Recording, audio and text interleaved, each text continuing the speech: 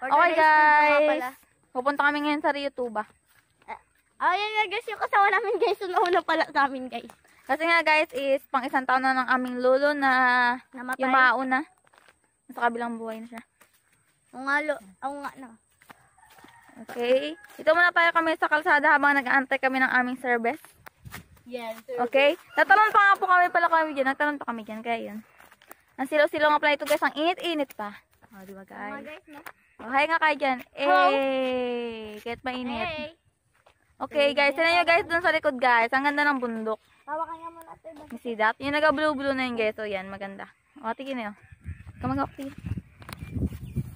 Hindi ako maghawa kasi oh. Sabihan dito siya makahawa kasi nga meron siya ng mga daming bit-bit. Ako na. Okay guys, ngayon ay naplatan kami. Ngayon ay pinapayos pa. Yeah. Ayun nga pala guys oh. Kasi ayun naman yung isa namin. Tapos habang nagkaplatan ay kumakain pa kami ng suwa. Yung baka dahil yung bunga. Oh, pakita mo nga suwa ma. Nagbili kami ng suha, tapos maraming paaman. Suwa.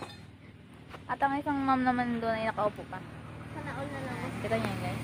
Oh my god, di pa naman zoom. At ako naman. At ako pa naman. Si father.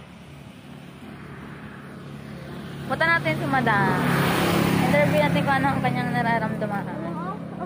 Okay guys, dahil bunga guys. So hey you, what's up? Hey, just look in the camera. Oh, diba?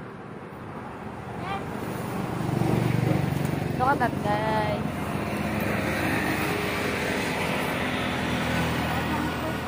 Ang dami tayong bunga guys. Okay, bye. Okay, papuntang Rio Tuba.